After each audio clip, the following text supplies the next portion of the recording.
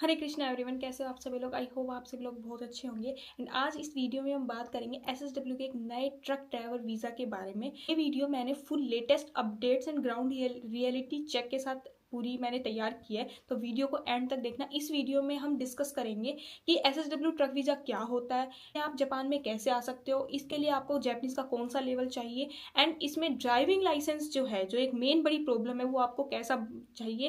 ठीक, इंडिया में इस सेक्टर का एग्जाम हो रहा है नहीं हो रहा, सैलरी का क्या रहता है, एंड काम किस टाइप का होगा, आपको इस एसएसडब्ल्यू ट्रक वीज़ा में काम क्या क्या करना होता है, उन सभी इन्फॉर्मेशन के साथ मैं आज इस वीडियो को लेके आई हूँ। वीडियो को एंड तक जरूर देखना, बिल्कुल डिटेल्ड वीडियो है पूरी। एंड ये वीडियो 2 पार्ट्स में होंगी, तो अगर आप ये पूरी वीडियो देखते हो तो आपको ट्रक वीज़ा के बारे में फुल इन्फॉर्मेशन मिल जाएगी, जो कि लेटेस्ट अपडेट्स है जितनी भी।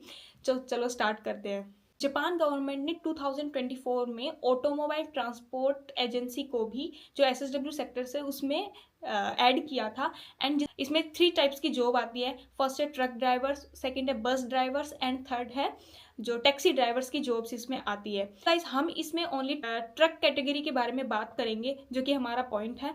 एंड अब हम बात करेंगे कि ट्रक कैटेगरी में आपको क्या क्या काम करना होगा।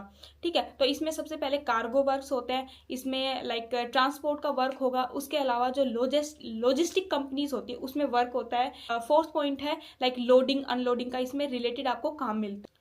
जापान में सीरियस शॉर्टेज चल रही है, इसी वजह से जापान गवर्नमेंट ने इस ट्रांसपोर्ट इंडस्ट्री को भी एसएसडब्ल्यू वीज़ा में ऐड करने के बारे में सोचा है।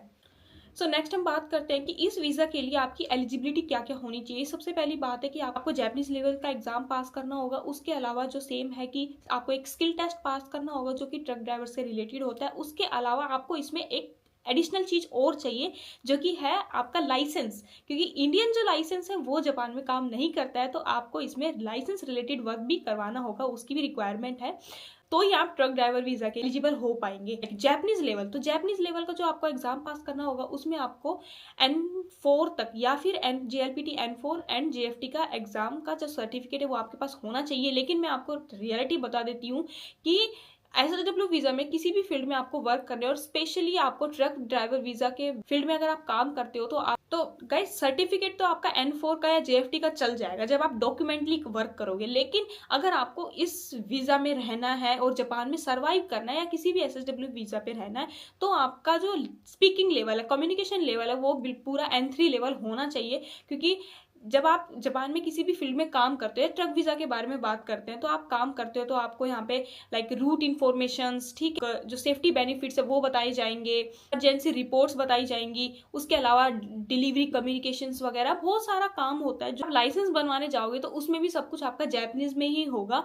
तो आपको एक जैपनीज कम्युनिकेशन लेवल आपका बहुत अच्छा होना चाहिए, ताकि आप जापान में अच्छे से इस फील्ड में सर्वाइव कर सके। अब बात करते हैं हम ड्राइविंग लाइसेंस के बारे में। मैं सच बताऊं आपको कि सबसे इंपॉर्टेंट और सबसे डिफिकल्ट पार्ट यही है कि ड्राइविंग लाइसेंस। बहुत सारे लोग सोचते हैं कि लाइक इंडिया का जो हैवी लाइसेंस होता है उससे ही आप जापान में ट्रक ड्राइव कर सकते हो, तो ऐसा बिल्कुल भी नहीं है। इंडिया का आपका जो लाइसेंस है वो जापान में कभी भी एलिजिबल नहीं होता है। आपको जापान में जो आपका इंडिया का लाइसेंस है वो आपको या तो यहाँ पे आके चेंज करवाना पड़ेगा, ठीक है। उसके अलावा अगर आपके पास वो लाइसेंस नहीं है, तो जापान में आपको अपना खुद से यहाँ पे ड्राइविंग स्कूल्स होते हैं, वहाँ पे आपको ड्राइविंग सीखनी पड़ेगी, एंड तब आप वहाँ से लाइक लाइसेंस बनवा सकते हो हैवी का। में भी इंडिया की तरह लाइक बाइक्स के लाइसेंस अलग, गाड़ी के लाइसेंस अलग, एंड ड्राइविंग जो हैवी व्हीकल्स होते हैं उनके लाइसेंस अलग अलग होते हैं। तो वही उसकी कैटेगरीज होती है, तो उसके बेस पे ही आपको अपना ड्राइविंग लाइसेंस बनाना पड़ेगा। आपके अगर आपके पास कार का लाइसेंस है, ठीक है, नॉर्मल कार में भी मैनुअल ऑटोमेटिक का अलग अलग होता है जापान में, ठीक है। एंड अगर आपके पास ऑटोमेटिक कार का, मैनुअल कार का है, तो वो हैवी लाइसेंस नहीं चलेगा। अगर आपके पास ड्राइविंग लाइसेंस नहीं है, अगर आप नया ड्राइविंग लाइसेंस बनवा रहे हो, या फिर कहीं पे भी जाके आप इसकी तैयारी कर रहे हो जापानीज ड्राइविंग स्कूल्स में, तो बहुत आपका 40 to 50, या अगर हैवी लाइसेंस के लिए तो उसमें और भी ज्यादा पैसा आपका खर्च हो सकता है, ठीक है।